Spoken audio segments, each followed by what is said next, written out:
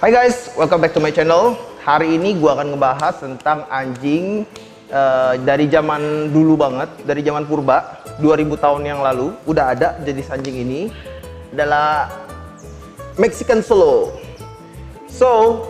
Mexican Solo ini aslinya dari, seperti namanya, Mexican Solo dari Meksiko. Dia aslinya ada 3 ukuran.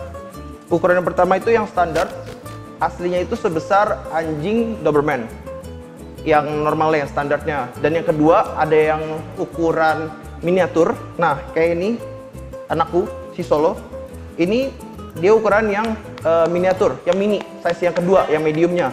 Sama yang terakhir ada yang size-nya yang paling kecil, yaitu size toy. Beratnya dari sekitar 4 sampai 20 kiloan. Terus aslinya mereka adalah anjing pekerja atau working dogs, anjing jaga. Mereka punya karakter yang sangat protektif sama keluarga atau orang-orang yang mereka kenal. Udah kayak gitu juga mereka tergolong tipikal anjing pemburu juga. Aslinya di sana mereka digunakan untuk berburu juga.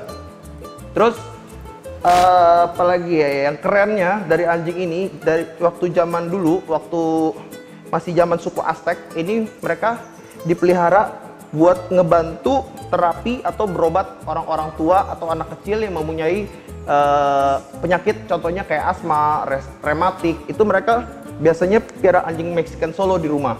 Jadi panas tubuhnya mereka ini karena mereka botak, mereka nggak punya bulu, jadi badan mereka aslinya lebih hangat. Kalau misalkan ada orang yang sakit rematik atau asma, biasanya itu terapinya mereka akan tidur atau melokin si anjing Mexican Solo ini karena panas tubuhnya. Jadi bisa ngebantu buat mereka terapi. Lama-lama bisa sembuh rematiknya. That's what I heard.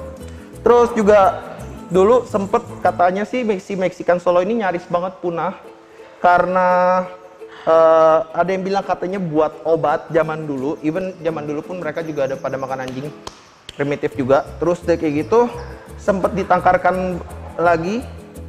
Akhirnya lama-lama populasinya naik lagi gitu. Kalau kalian pernah nonton film Disney judulnya Coco, film Disney Coco yang tentang main gitar-gitar itu.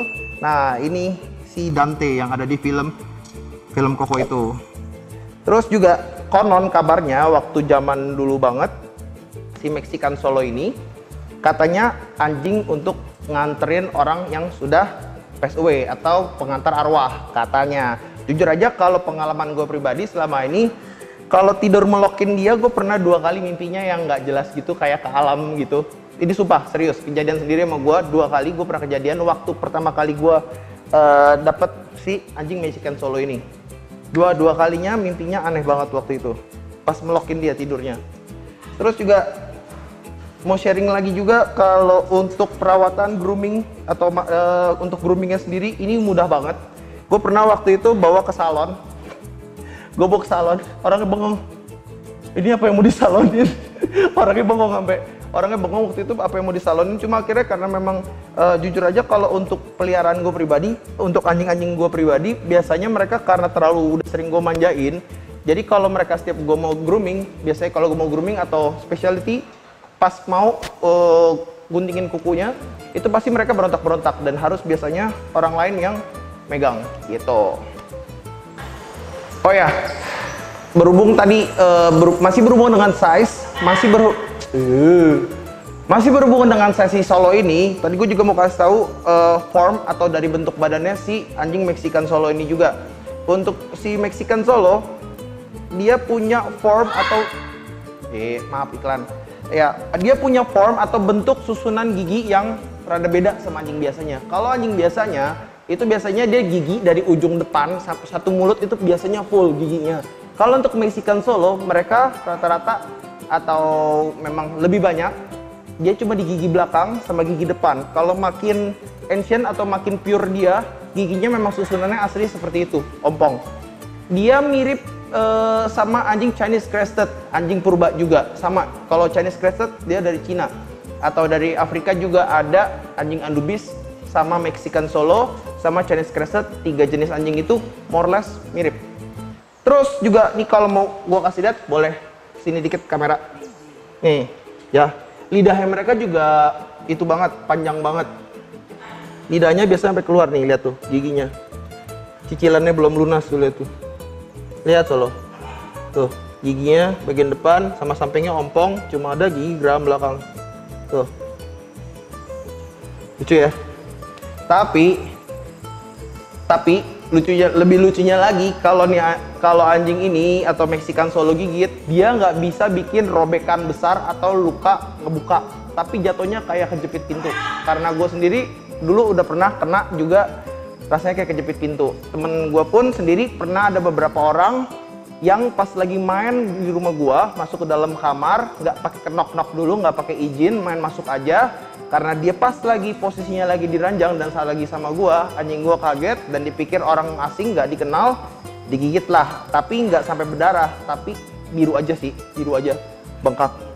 Terus hebatnya ini anjing badannya semuanya otot, jadi ini bener-bener otot semua. Dia juga bisa lompat cukup tinggi. Pernah gue lihat sendiri, itu dia lompat hampir sekitar 1,5 meteran dengan tingginya dia yang cuma segede anjing corgi ini. Nih, ini salah satu contoh bentuk dari dekatnya. Kesini aja langsung. Bisa lihat langsung kan? Nih, muscles, all muscles. Makanya dia bisa lari kencang banget dan bisa lompat cukup tinggi dibandingkan anjing-anjing ras lainnya. Kalau kalian suka art, kalau beberapa orang yang suka art pernah denger yang namanya Frida Kahlo. Nah, itu orang Meksiko juga, salah satu artis ternama di dunia. Itu dia salah satu orang yang bikin tinggi atau mempopulerkan melihara anjing Mexican Solo, karena dia sendiri pribadi pelihara sekitar 4-7 seingatku ya. Terus dia piara dan banyak teman-teman dia yang orang bule, banyak orang bule luar yang kalau pas lagi main ke kampung halaman di Meksiko, itu biasanya mereka ngelihat si anjing Mexican Solo ini, dan beberapa kali diekspor ke luar dari Meksiko sampai makin lama makin terkenal. Ini salah satunya. Terus apa lagi? Mau cerita apa lagi Solo? Lanjut, tadi mau sharing lagi. Kalau misalkan gue posting si Mexican Solo ini, si Solo, ini banyak banget yang nanya, Kak, itu anjingnya botak kayak gitu ada penanganan khusus nggak? Atau dari groomingnya? Atau gimana cara ngebersihinnya? Ini cukup mudah, tinggal pakai lap basah aja, lembab-lembab, dilap-lap aja, that's enough. Atau mau diguyur pakai air anget pun boleh, tapi air angetnya pun kalau bisa lebih ke suam-suam kuku, karena mereka dia kulit langsung, nggak ada bulu, jadi nggak ada peredam dari suhu panas ekstrim, atau misalkan panas bisa langsung ke agak ademan. Jadi mendingan pakai air yang suam-suam kuku, gitu aja. Terus kalau untuk shampoo-nya, biasanya saya pribadi kalau nggak pakai shampoo buat papis atau kitten udah oke banget kok. Cuma kalau gue pribadi biasanya gue pakai sampo baby biasanya, atau yang all natural organic juga boleh. Begitu untuk perawatannya, kalau misalkan lu piaranya di ruangan ber-AC, gue saranin rajin-rajin pakai minyak kelapa atau moisturizing cream yang buat bikin kulit mereka tuh jadi nggak kering kayak gitu. Terus kalau misalkan untuk bawa ke outdoor, ini jujur aja sebenarnya si Solo ini warnanya dia krem-krem keping aslinya. Cuma karena ini anak Badung, dia suka banget main di outdoor, jadi lama-lama hitam. Ya, jadi warnanya kayak gini nih, coklat tua menggosong-gosong gitu. Ya, Solo ya, hubungannya. Terus juga ada satu kekurangan yang dari Mexican Solo ini sendiri. Kalau Mexican Solo memang mau gimana pun kan dia basicnya working dog atau anjing kerja. Nah, jadi dia pinter ngejaga rumah ya. Jadi kalau misalkan ada hewan-hewan yang lebih kecil ukurannya, size-nya dari dia, biasanya dia akan ke-trigger untuk ngejar dan nangkep. Walaupun nggak dimakan, kadang-kadang cuma dibunuh for fun, kill for fun, kadang-kadang. Tapi biasanya selama ini di rumah gue sendiri, karena banyak binatang juga, yang gue lihat yang memang paling dibenci cuma satu, tikus. Sisanya daripada itu aman. Kayak contohnya kayak baby monkey, marmoset, habis itu sugar glider, small lizards, kayak gitu semuanya aman. Serangga-serangga pun semuanya aman, kecuali namanya rodents. Kalau udah keluarga pengerat, itu pasti mau gimana pun pasti dikejar. Jadi namanya kayak tupai, terus tikus. Gua ngerti mungkin ada sistem atau keringatnya mungkin atau yang beda, mungkin baunya beda. Lebih ke keluarga tikus, itu dia akan kejar.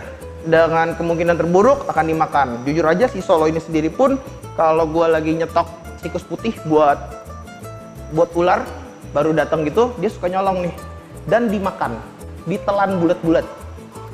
Pernah juga waktu itu ada satu tikus besar, sebesar gini ya, dengan kekuatan rahangnya dia ini, walaupun giginya ompong si Solo, digigit sekali, ditarik, itu bunyi keretek, langsung tulangnya patah semua, paralyzed di tempat, dilempar ke udara, hitungan detik doang, nggak nyampe 10 detik, itu tikus langsung goodbye.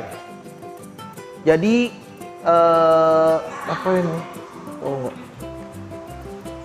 itu aja. Oke, lanjut. Sekarang gue mau menjawab pertanyaan-pertanyaan yang kemarin sempet gue tanyain di Instastory gue.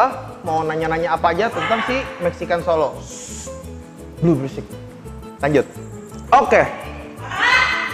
Pertama, harga. UUD ya, ujung-ujungnya duit, namanya orang Indo. Untuk harganya sendiri, aslinya kalau di Meksiko, ini sebenarnya bukan tergolong anjing yang mahal. Sebenarnya kisarannya yang standar-standar itu harganya sekitar 4 jutaan per ekor. Standarnya sekitaran segitu. Itu yang untuk pet aja ya, bukan yang buat untuk show quality. Dan size-nya itu pun juga berpengaruh. Lebih kalau di luar dia lebih banyak. Kalau misalkan yang orang areanya besar, biasanya mereka ngambil yang large. Tapi kalau untuk orang-orang rumahan atau pet untuk anak-anak, biasanya mereka ngambil yang paling kecil atau yang size-nya yang di toy gitu. Untuk harganya sekitar 4 juta. Terakhir gue ngobrol-ngobrol sama temen gue yang orang Meksiko asli, dia bilang katanya ya harganya sekitar 4 jutaan, dia bilang gitu. Kalau misalkan yang di bawah itu atau anakannya lagi banyak, mungkin bisa sampai di bawah itu. Kalau di Indonesia sendiri, nyampe sini pasti harganya mahal. Karena kenapa? Ongkos kirimnya mahal. Karena lo harus beli satu tiket dari sana ke sini gitu. Jadi mahal di ongkos kirim. Udah ada yang breed belum di sini? Kalau di sini belum ada, jadi lo harus impor resmi, langsung kirim dari Meksiko atau dari Amerika juga ada. Terus yang ini, yang lucu, Kak, itu nggak ada bulu gitu, nggak takut digigit nyamuk? Iya, bisa, bener banget. Kalau untuk hewan-hewan yang hairless atau hewan-hewan yang nggak punya bulu kayak gini, mereka rawan banget digigit nyamuk. Jadi kalau misalkan banyak nyamuk di rumahnya, mendingan dipakein oil biar buat cover badan dia. Mau lebih aman, boleh juga dipakein kaos atau baju, tapi itu tetap nggak bisa nge-cover satu kulitnya dia, seluruh kulitnya dia atau satu badannya dia. Jadi paling bener adalah taruh di ruangan yang jangan ada nyamuknya gitu. Oke guys, that's the end of the show. Jangan lupa subscribe, comment, like, and share. See you, bye bye.